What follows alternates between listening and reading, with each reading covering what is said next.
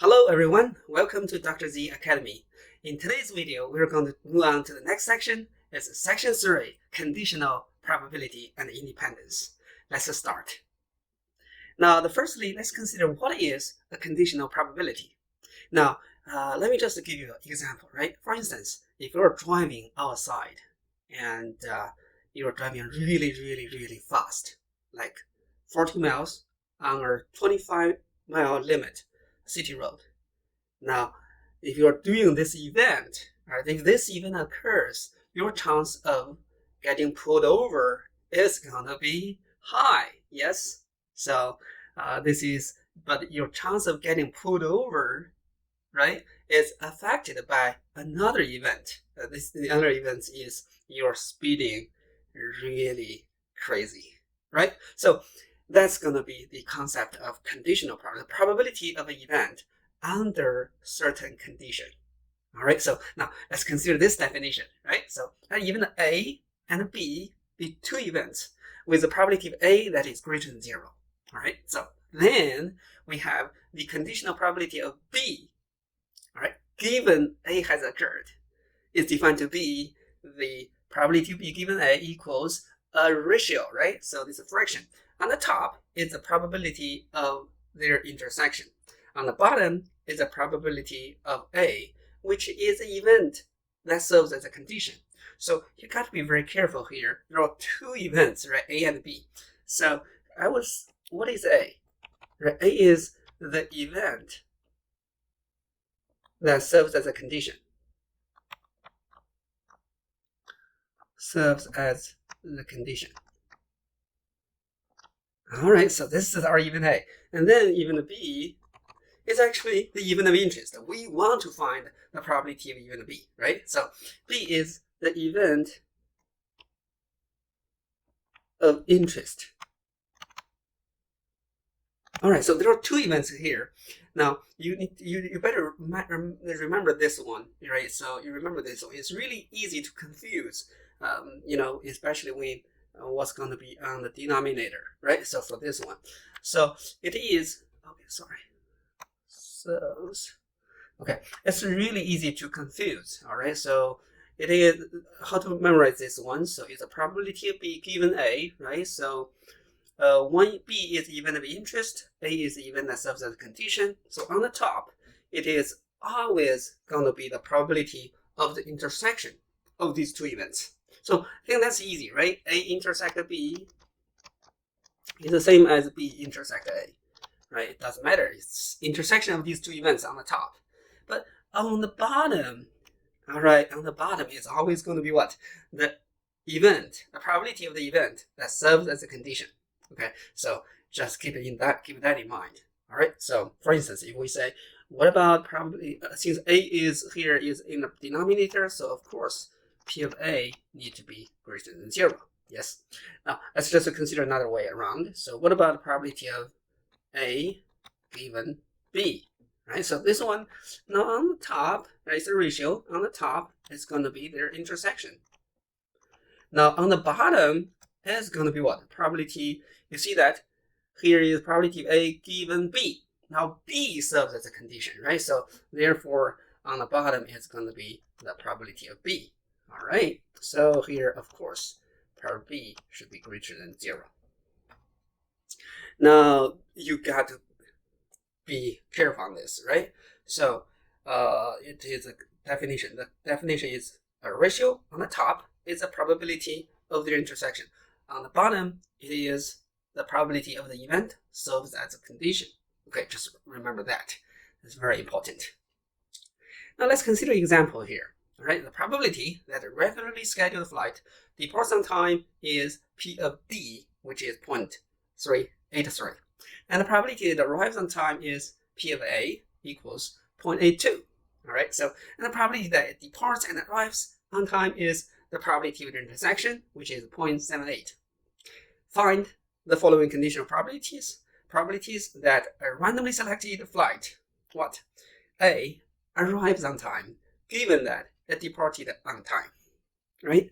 And B, it departed on time, given that it has arrived on time. C, arrives on time, given that it departed late. Okay, now let's consider this problem. Okay, solution. In part A, all right, so we want to find the probability that a randomly selected flight arrives on time. This is the event of interest. All right, so this is the event of interest. So P of A. Now, given is a keyword. That's the condition, right?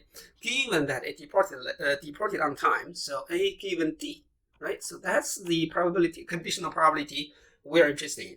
So now, by definition, right, this one equals, on the top is the probability of their intersection. All right, so on the bottom, what is on the bottom? All right, very good, right? So it's the probability of D, right, which is probability of the event serves as a condition. Okay, so very good. Now, on the top, probably A intersect D.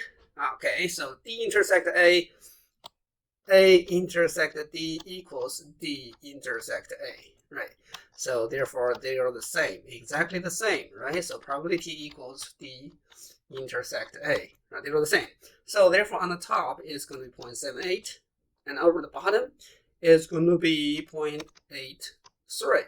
So that is 78 over 83. So that's going to be the first conditional probability, right? Part A. Now let's consider part B. Departed on time, given that it has arrived on time. So for this one, the event of interest is the probability of D, right? Given that it has arrived on time, so that's the condition, which is A. All right, so similarly, this one by definition is on the top, D intersect A over P of A. Very good. And you can see that this is a 0.78 over P of A, 0.82. Right? So it's 78 over 82. Okay? Now if you want to simplify it, you can just do simplify it again, right? So you have this is 39 and this is 41, right? Very good. And then let's consider, okay, part 3, right, C. Now this one is arrives on time given that it departed late. All right, for a flight, either it departed on time or departed late, right? It's not going to depart earlier, right? So normally, okay? So let's consider this one, the probability of A arrives on time given that departed late. Late means what? The complement, right? Not departed on time, right? So this one equals, by definition, or on the top is the probability of their intersection. A intersect the complement. All right, and this is the probability of the event serves as a condition, probability of D complement, right? So very good. Now on the top, what is on the top? Right? So this is actually what? In A, not in D. If you have the Venn diagram here, all right, you can clearly see, right? This is A, and this is D, right? So A intersect D complement is going to be in A, not in D, this part, right? So you can see that it's to exclude the intersection from A. So therefore, the probability on the top is A, probability A minus probability of their intersection. That's on the top. And on the bottom is probability complement. So using the complement rule is 1 minus probability of D. Now let's just plug in, right? So P of A is 0.82 minus 0.78. On the bottom is 1 minus 0.83.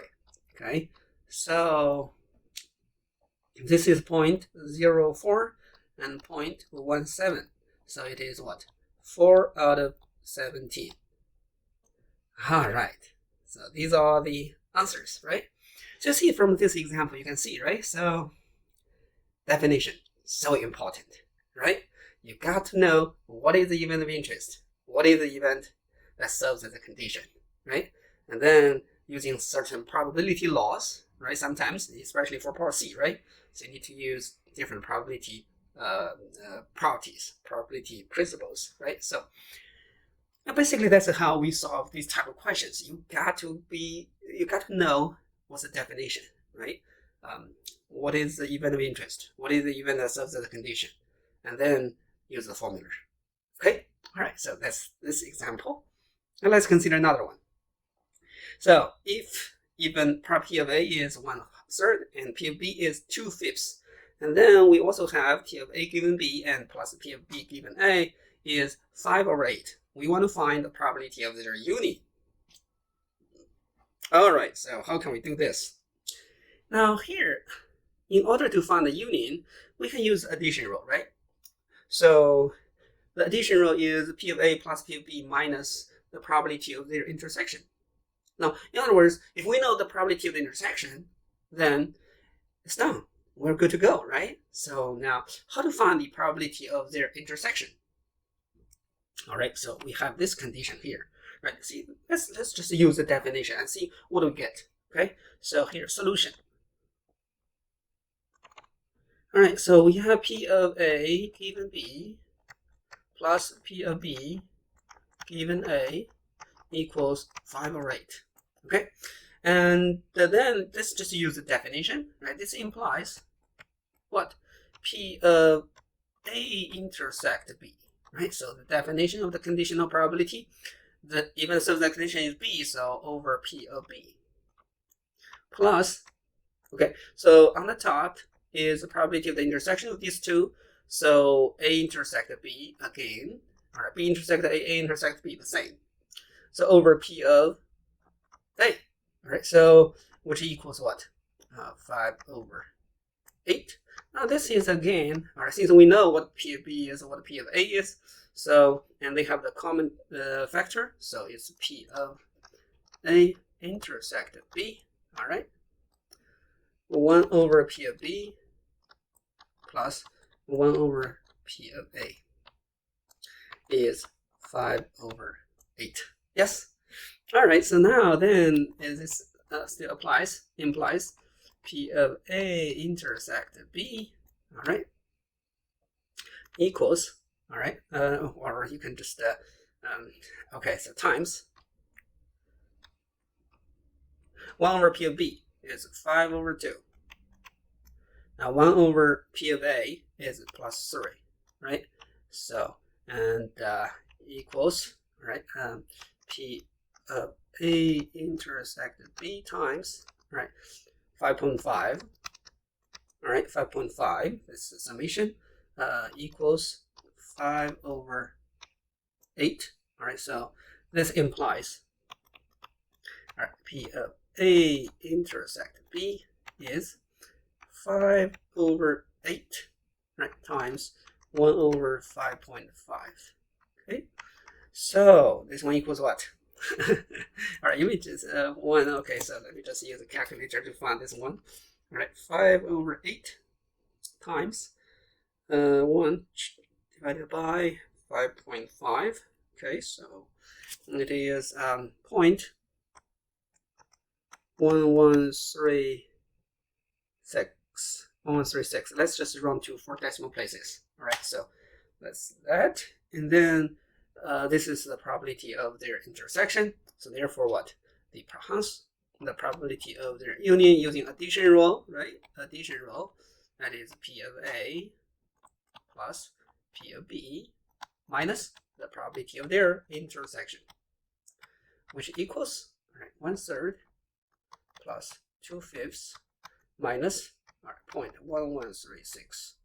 And then you can let's just use a calculator. 1 over 3 plus 2 over 5 minus 0.1136. Right, so you can find that's 0.61197. All right, so that's the probability of their union. Yes.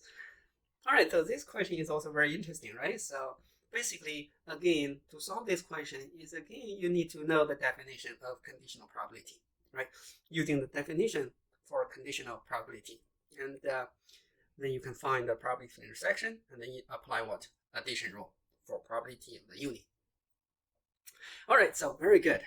Okay, so let's consider this another topic. It's called product rule. All right, the product rule. So what is the product rule?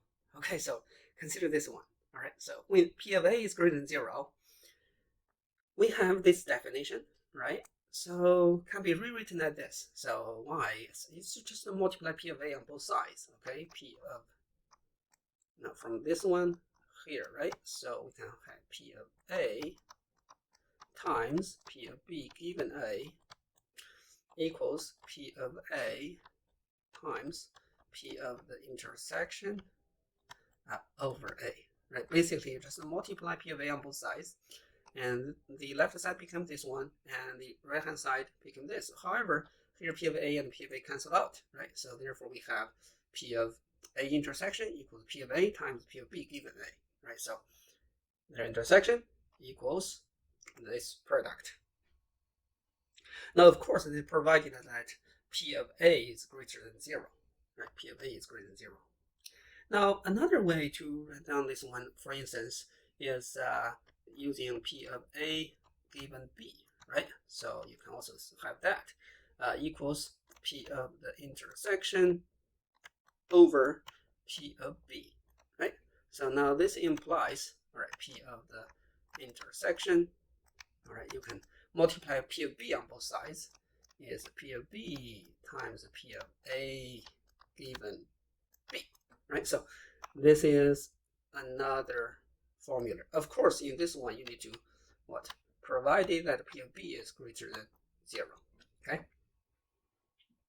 So this is, anyway, this is called a product rule, all right? You got to be very careful, all right? So usually, right, you got to be careful. It's the p of a, then p of b given a, right? So determined by the conditional probability here, right? If it is a probability of b given a, here a serves as a condition, right? So then you need to multiply p of a, right? And this one equals what? Probability of their intersection, right? So this is going to be good. Now, if it is a conditional probability, it's a given b, right? B serves as a condition, right? So therefore, you need to multiply p of b, right? So equals what? Probability of their intersection. Now this is going to be good, right? So don't mess it up, right? So all right, so very good. Now let's consider this example. Assume that 2 cards are randomly drawn from a standard deck of playing cards successively without replacement. Find the following probabilities. Okay, so let's consider this one, right? So the probability that both are hearts, A. The probability that the first is a number card, the second is a face card. All right, so C. The probability that the first is a king and the second is a heart. Okay, so let's consider even A. Solution. Part A. All right, so now we firstly define our events. All right, so assume 2 cards are randomly selected successively without replacement. Be careful, it's without replacement. Means what? You don't put the card back, right, before you draw another one, right? So you take one, right, here, right, and then take another one, right? So you don't replace it back and then take another one. That's without replacement, okay? So now let's consider part A. Probability that both are hearts, okay? So let's define the events. Let H1 be the event that the first is a heart. Right, it's a heart. And let H2, all right, be the event that the second is a heart. All right, so now therefore the probability of both are heart, all right, so it's going to be what? H1 intersect H2. That is, the first is a heart and second is a heart, right? So both are heart.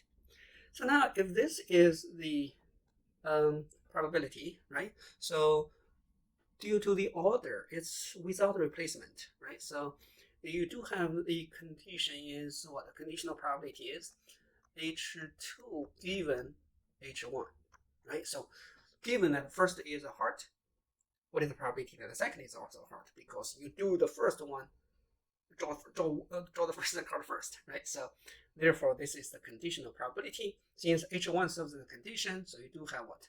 P of H1, okay? So now, how can we find this one? It equals, what is the probability that the first one is a heart? That's easy, right? So that's 13 hearts out of 52. 52. All right, so and then given that the first one is a heart, right? What is the probability that the second one is a heart, right? So as we know, if it's without replacement, right? So given the first is a heart, there are 51 hearts remaining left, among which 12 are hearts, right? So therefore, the conditional probability is actually 12 over 51. Okay, so you can see that this is what? 1 over 4, 3 over 51 is 1 over 17, I believe, right? 1 over 17. That's part A. Now let's consider part B. So the first one is a number card. Let's say that this is event N1. The second one is a face card. Let's say that this is F2, right? So N1, F2, okay? So probability of N1 intersect F2, right? So equals, similarly, right? So probability of F2 given N1. So that's the probability of N1, okay? So now what is the probability of getting a number card? Number card means what? 2, 3, till 10, right? These are the number cards. So there are 9 number cards in each suit. 4 suits, that's going to be 4 times 9, 36, right? 36 out of 52. Now, times, given that the first one is a number card, right? So there are 51 cards remaining, right? Among which, how many face cards? Face card doesn't change, right? So their face cards are Jack, Queen, King. So 3 in each suit, 12. So here is 12 out of what? 51, right? So you may, okay, let's just use a calculator then. Right, that's easier, right? 36 over 52 times 12 over 51. Okay, so I got this. Okay, if I use decimal 1629. All right, so if I use 4 decimal places. Okay, very good. All right, so this is part B, right? You see, this is the product rule, right? The product rule.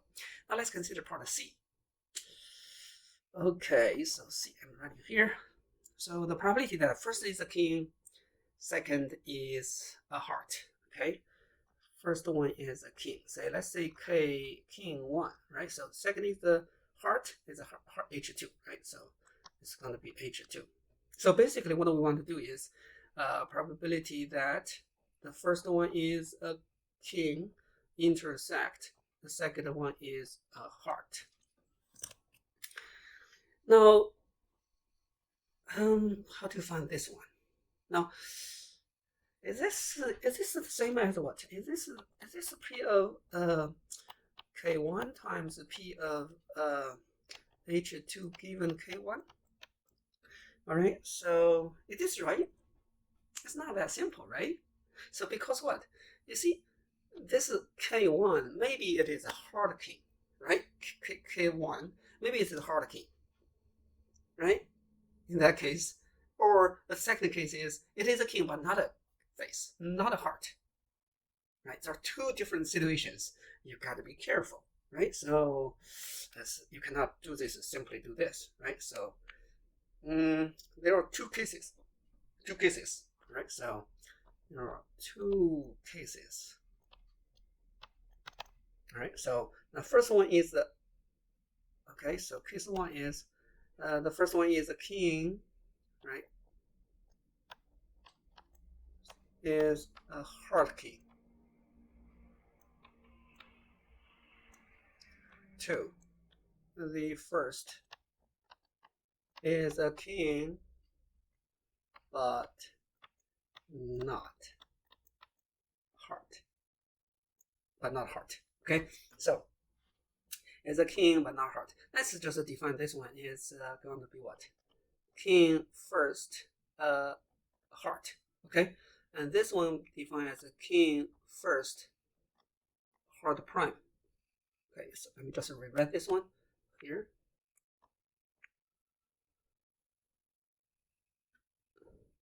Okay, first king, but not a heart, right? Not a heart. Okay, so this is, let's define this one as king first heart prime. Okay, so this one. So it seems like this should be right? So therefore, K of 1 is going to be the union of these two.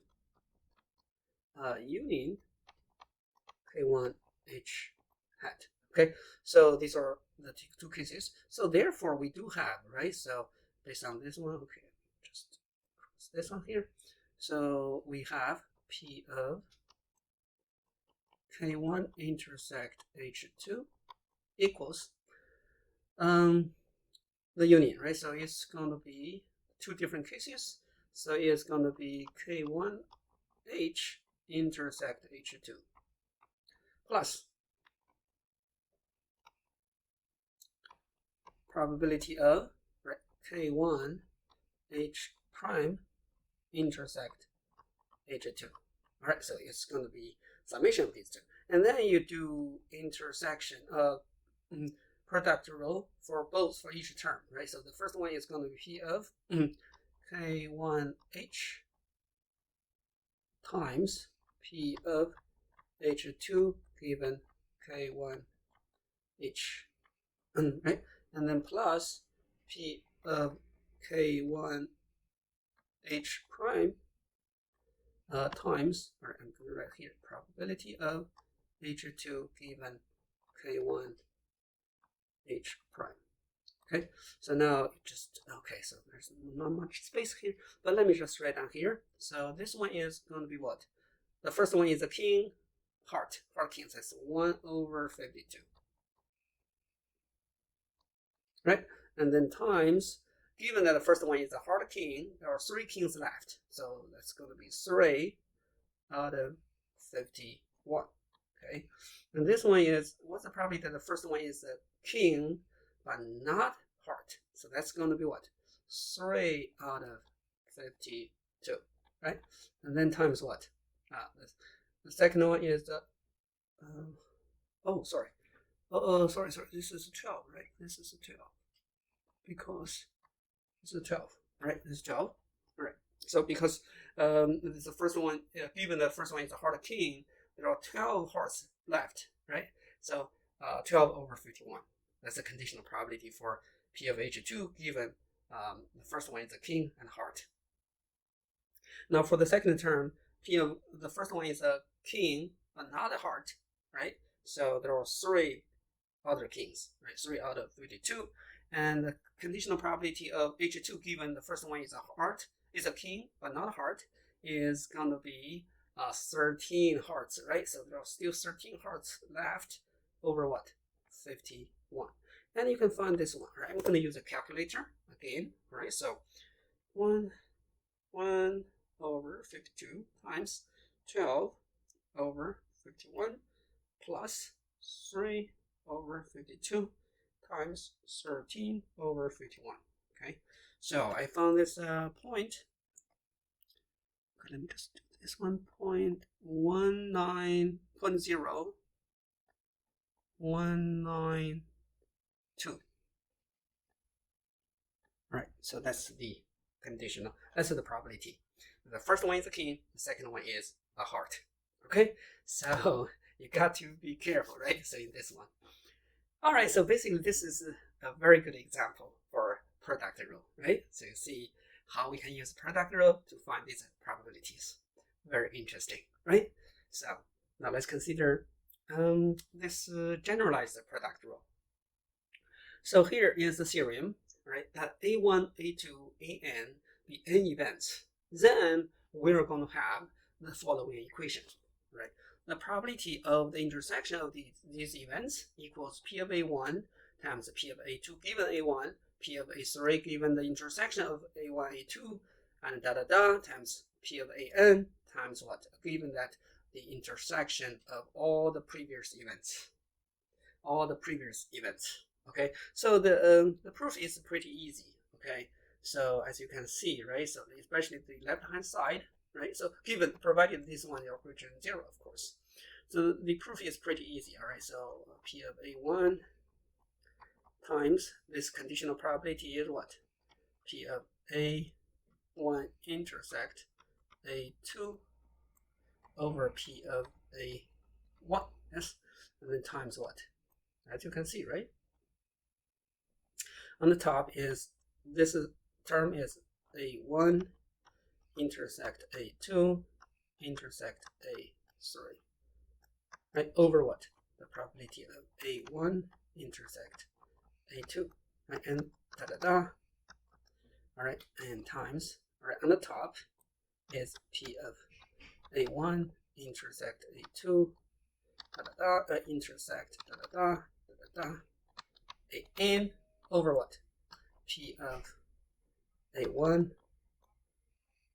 intersect A n minus 1. Okay, now you can see that this one cancel out, right? And this one and this one cancel out.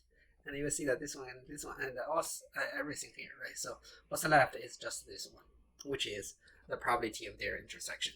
Okay, so that's pretty easy to prove for this generalized product rule. Okay, so very good. All right, let's consider this example here. Now, pollution of rivers have been a problem for many years around the world. All right, consider the following events. A, the river is polluted. B, the sample water tested detects pollution. Assume P of A is this one, P of B given A, right? And also P of C given the intersection is 0.95. Want to find the probability that the river is polluted. A sample of the water detects pollution and a finish fission is prohibited, right? That is the probability of the intersection of these three events. So for this one, it's pretty simple, right? Using the by product rule,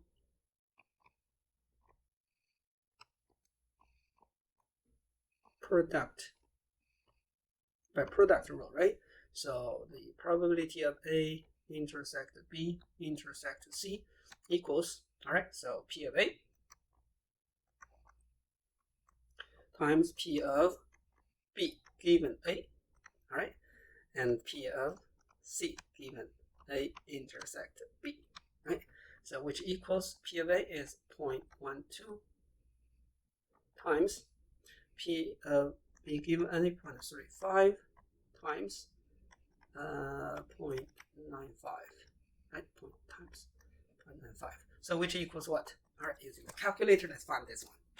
And it's 0.12 times 0.35 times 0.95.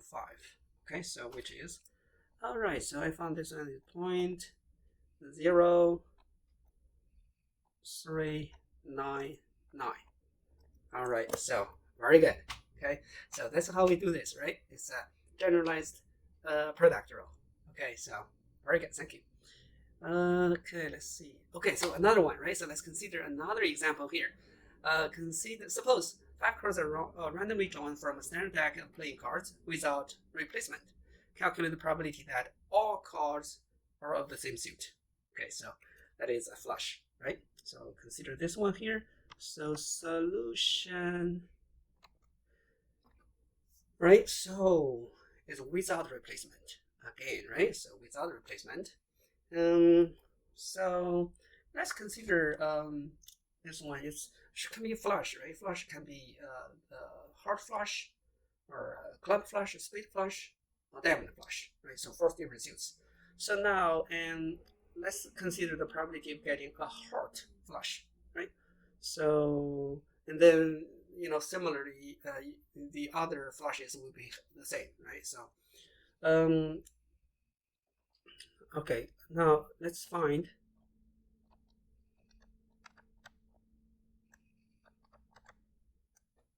the probability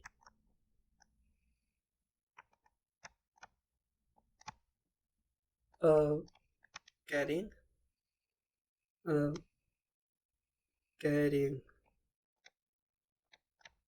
hard flush, right? Hard flush.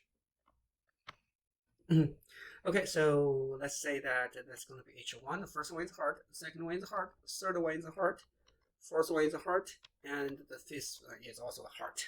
Okay, so that's going to be the flush, right? So now let's just define the probability. Okay, so what is the probability? Right. So H1 intersect H2 intersect H3 intersect H4 intersect H5.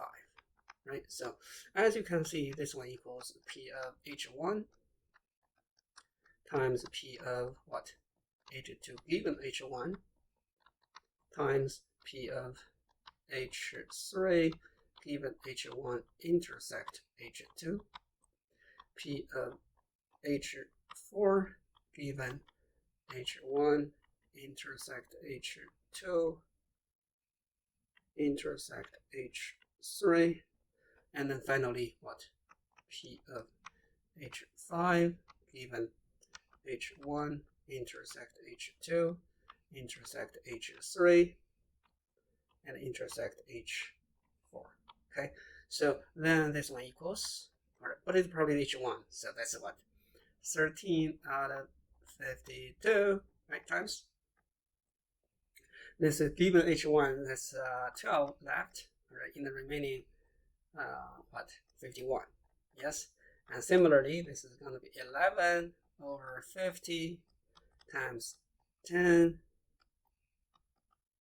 over 49 times 9 out of 48. Right, so that's it, right? So now let's just use a calculator to find these values. All right, so it is 13 over times 12 over 51 times 11 over 50 times 10 over 49 times 9 over 48. And this I've got, let's say this one is, all right, 0.000. All right, so 495. Let's say that it's 4.5. If you round 4 decimal places, 0.0005. Okay, so that's the probability of getting a heart flush, right? Now, let's just use more accurate ones. 495. Okay, and then you can also get a spade flush, a diamond flush, right, and a club flush. So they're all the same, right? So therefore, the probability of getting a flush is going to be 4 times flush equals what? 4 times the probability of a heart flush. H3, H4, H5. Right, so equals what? 4 times this number, 0.00495. Okay, so let's just multiply by 4. So it is around the 4 decimal place in the end, 0.0020. All right, so that's the probability of getting a flush.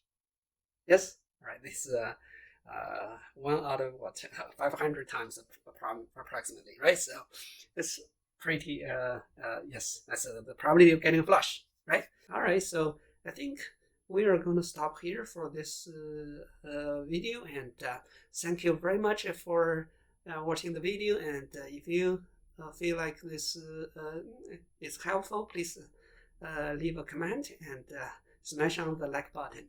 If you think somebody else will be benefit from this video, please share this video to your friend. Thank you very much. I will see you in the next video. Bye bye.